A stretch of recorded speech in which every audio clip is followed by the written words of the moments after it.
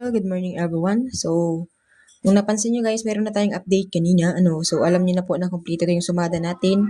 Yung mga hindi po tinatapos guys ang video, talagang hindi nyo makikita yung mga sumada ninyo. Kasi doon sa upload natin kahapon, marami po nag-comment na wala daw po yung bataan, wala daw po yung lugar nila. No? So halatang hindi nila tinatapos yung video. Kung ano lang po yung nasa harapan, yun lang talaga yung tinitingnan nila. No? So, doon nga po sa sinasabi ko nga sa inyo guys, lagi naman pong may kasama sa caption kung ilang araw nyo dapat siyang tayaan. 'Di ba? Hindi lang po kasi kayo masunurin. Napakatitigas kasi ng ulo ninyo, 'di ba?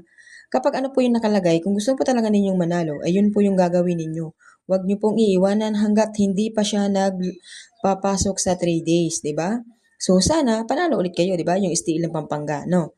So, kapag hindi kayo kasi guys marunong magsumada, kasi nga po umaasa tayo sa sumada, so susunod na lang kayo kung ilang araw po dapat tatayaan, di ba?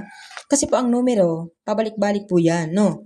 Kahit pa sabihin ninyo na lumabas na yan, at kahit yan na lang po ang numero na pinapalabas, ganoon naman talaga ang STL.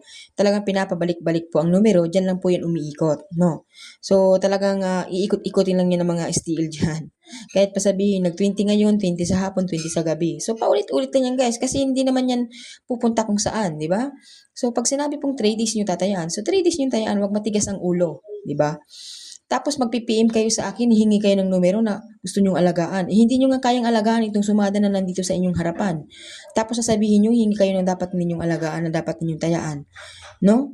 So, ako noon, nung hindi pa ako marunong magsumada guys, talagang kung humihingi ako ng sumada sa mga nagsusumada, pag sinabi nilang tayaan mo ng 7 days, tinatayaan ko talaga ng 7 days kasi hindi ako marunong eh.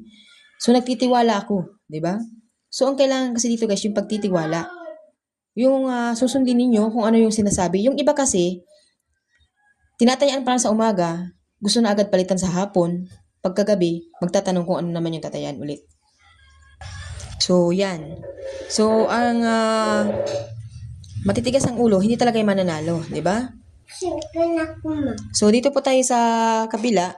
Ayan, so ito yung pang May 12 na 2026, 55 nations. So, yung albay, lagi pong nawawala yung albay. So, hindi ko po alam kung bakit babalik yung albay, mawawala yung albay, So, lagi siguro may problema sa kanila pong lugar, no? So, hindi po natin alam yun kasi hindi naman tayo taga doon, di ba? So, kung gusto niyo po guys maging yung mga taga-albay na agent guys, na mga kobrador, no? Baka gusto niyo pong mag-gobrador sa online, ano? So, binibigyan ko kayo ng chance. Kahit po, halimbawa, taga-Albay kayo. So, ipasa ninyo kung halimbawa, Laguna, kung Quezon, ganyan. Palitan nyo lang yung lugar. 'Di ba? Kasi kung ano naman yung labas, yun din naman ang, kung ano din naman labas sa Laguna, kung yun yung nasa tayaan ninyo, so yun yung panalo, 'di ba? So, kasi hindi naman to guys sa tsamba-tsamba lang ng mga lumalabas. Dahil kung ano talaga yung lumalabas sa lugar ninyo, so yun po talaga yung nandyan. Hindi naman yan binabago ng online, di ba? So, napaka-ano naman yan, napaka-legit naman yan. Okay? So, sana guys makinig kayo. Kapag sinabing 3 days nyo tatayaan, so 3 days nyo pong tayaan.